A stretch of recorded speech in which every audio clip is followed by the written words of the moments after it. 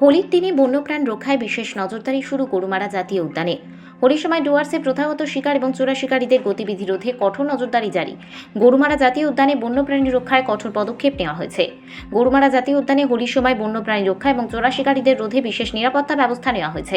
দুই বন আধিকারিক বিকাশ ভি এবং দ্বিজপ্রতিম সেনের তত্ত্বাবধানে স্থানীয় এনজিওর সহযোগিতায় বন বিভাগ বিপন্ন এক শৃঙ্গযুক্ত গন্ডার এবং অন্যান্য বন্যপ্রাণী রক্ষার জন্য দিনরাত টহল এবং নাকা চেকিংয়ের ব্যবস্থা করেছে। চোরা শিকার, অগ্নিসংযোগ, বন্যপ্রাণীর আবাসস্থল ধ্বংসের মতো অবৈধ কার্যকলাপ রোধ করার জন্য এই উদ্যোগ বলে জানিয়েছেন বিভাগীয় বন আধিকারিক।